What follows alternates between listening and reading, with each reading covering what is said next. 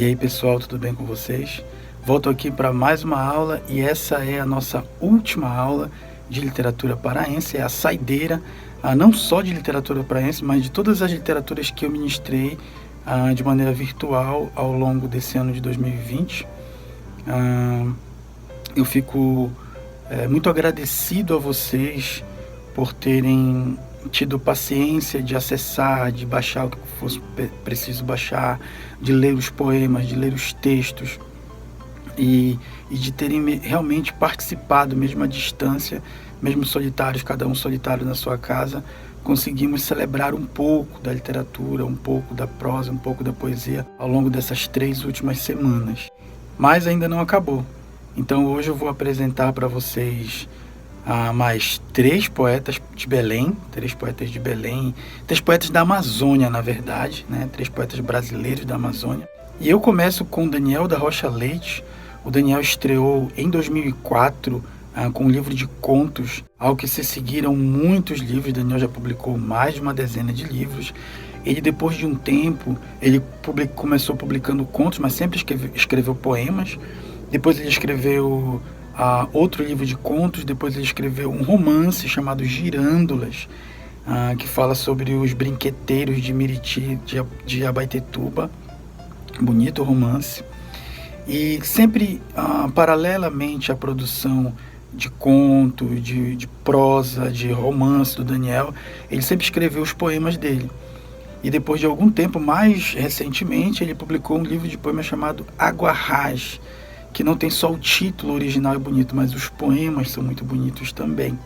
Mas quem vai falar para a gente sobre a poesia e a prosa dele mesmo e vai mostrar um pouco para a gente é o próprio Daniel, que muito gentilmente gravou para a gente alguns vídeos onde ele se apresenta para a gente e mostra a obra. Aproveita Daniel da Rocha Leite, esse autor de Belém, um autor da literatura brasileira que escreve na Amazônia. Eu sou Daniel da Rocha Leite, escritor e poeta paraense. Eu acho que um poeta se forma sempre na leitura de outros poetas. E esse caminho para mim é um caminho constante, presente, do ontem, do agora e do futuro. Eu construí a minha escrita dentro de um universo na prosa e na poesia, sempre lendo outros poetas. Li muito Max Martins, li muito Carlos Drummond de Andrade, Paul Celan, Adélia Prado, Hilda Hilst, Ana Cristina César, li muito Paulo Vieira, Antônio Moura, Lilian Silvestre Chaves, Luciana Brandão Carreira. Então, para mim, esse é um caminho muito fecundo. A escrita poética, ela é fruto de uma leitura poética. É essa fricção de linguagem que gera e afirma um caminho de um poeta. Ainda sinto teus olhos no escuro, tuas gengivas vinho, o teu relógio de águas, o cheiro da tua respiração. Floresta erguida, ardendo a palavra impossível. Era ainda o tempo, a árvore, o muro, o teu silêncio, esse túnel a vazar a luz para longe. A gente morava lá, onde o longe tinha os pés descalços. Um dia eles vieram e levaram o rio embora, e ficou só a sombra do rio no fundo da terra, a sombra seca que tinha arame farpado por dentro. Um dia eles vieram e levaram o rio embora. Não se sabe de onde, crianças de todo mundo vieram, apararam as chuvas na mão e plantaram o rio de volta. Aprendi que saudade é um jeito de se fechar os olhos e andar dentro da gente. A história das crianças que plantaram um rio, Daniel da Rocha Leite. Muito bem, agora que vocês já conheceram um pouquinho da prosa e um pouquinho da poesia e um pouco da sensibilidade artística do Daniel da Rocha Leite, eu vou apresentar para vocês mais um poeta, Eleazar Carrias. Também ele fez a gentileza de gravar um vídeo se apresentando, falando um pouco sobre o que ele pensa também da literatura na Amazônia e mostrando também um pouco da obra dele com um poema. Olá a todos e todas. Primeiramente, eu gostaria de agradecer o convite do Paulo Vieira para estar aqui com vocês. O Paulo, que para mim é um dos grandes poetas da literatura paraense, não só entre os vivos.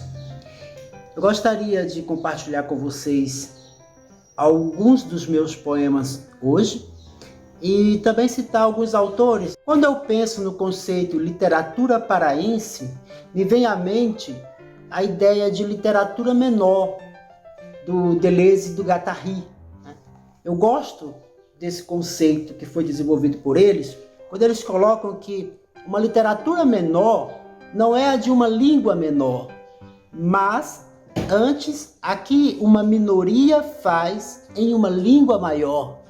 Eu acho que essa ideia ela é muito potente para a gente pensar a literatura paraense, já que ela foi vista por muito tempo como uma literatura à margem, né?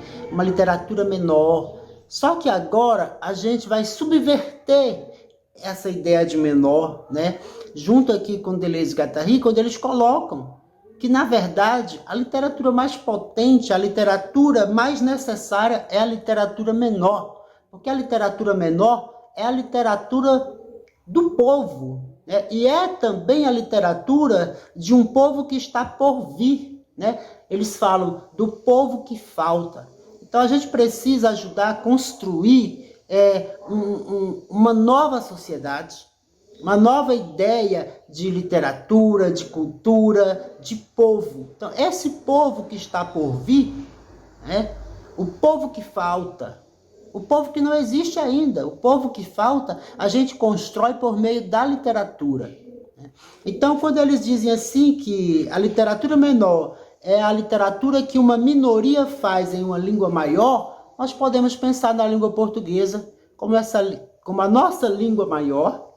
E agora, dentro dessa língua maior, nós vamos desenvolver uma literatura menor que vai prezar por uma linguagem menor, que é, então, aquela linguagem que subverte o uso da língua, né? Que faz a língua delirar. Então nós precisamos pensar nesses termos. E eu acho que essa ideia também nos ajuda a fugirmos daquele regionalismo ingênuo, né? Sem perspectiva de universalidade, com toda a polêmica em torno dessa palavra universalidade. Mas nós precisamos pensar nisso. A literatura paraense, ela não pode ser vista como uma literatura regional, como o Paulo Vieira já falou nas aulas anteriores, né? Nós precisamos desenvolver, ter a audácia de criar dentro da cultura paraense, dentro dessa língua maior, uma linguagem que seja nossa, o nosso modo de falar, o nosso modo de escrever, algo que seja menor, porque vai ser a voz das minorias. Eu acho que isso é muito interessante para a literatura. A literatura paraense, nas últimas décadas, cresceu muito. Nós tivemos uma renovação da produção literária no Pará, especialmente em relação à poesia. Essa é a minha percepção. E entre esses autores que fazem parte dessa renovação da literatura paraense nas últimas décadas, especialmente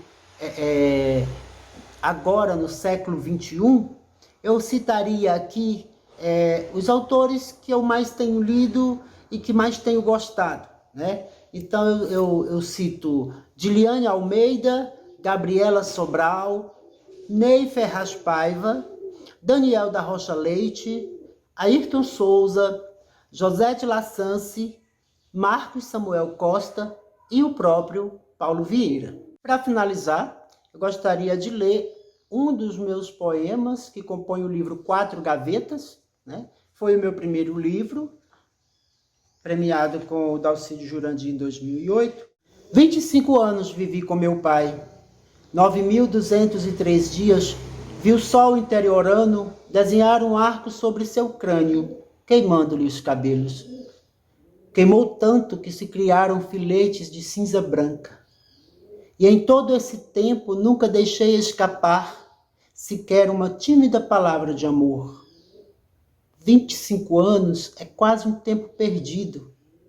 Nunca o beijei, mas ainda sinto seu amor carnal me puxando pelo braço para me dar uma surra. 25 anos me salvando.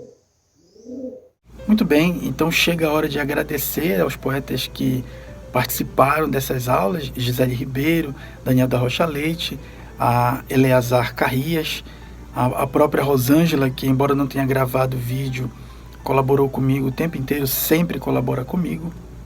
Muito obrigado por terem contribuído com essa disciplina.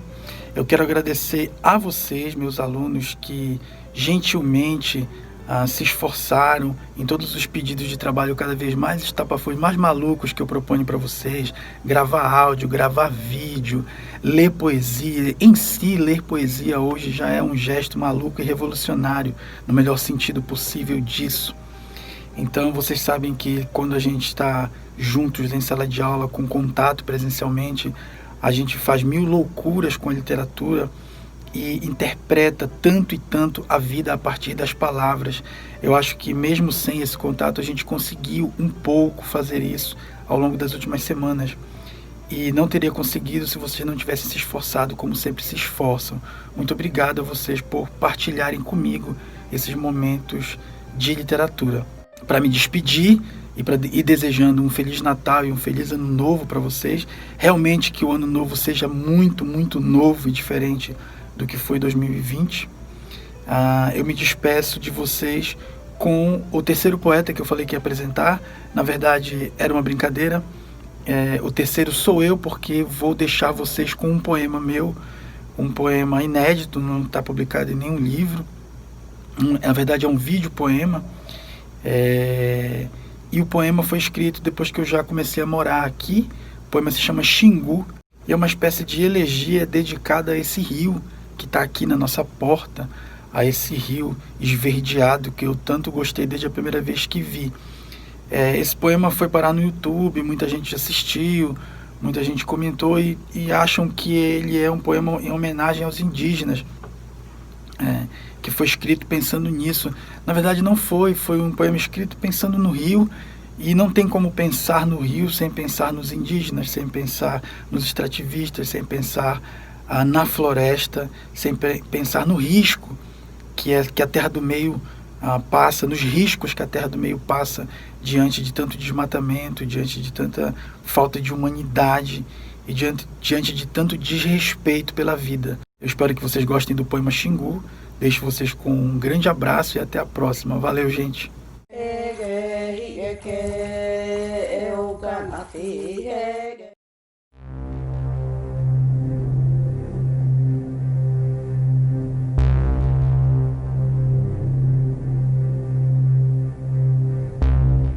Primeira vez no Xingu, e eu imaginava os intocados braços ao longo do corpo desengonçado.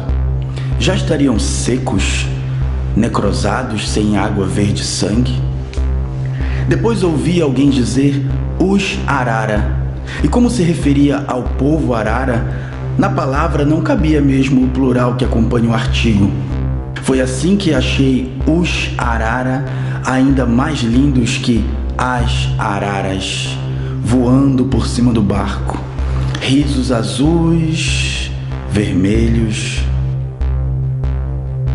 ervas, resinas, cinzas, genipapo, urucum. O Xingu abençoa se você pronunciar Mebengocre Caiapó Cararaô, mas só vale se disser em voz alta. Mebengocre Caiapó Cararaô.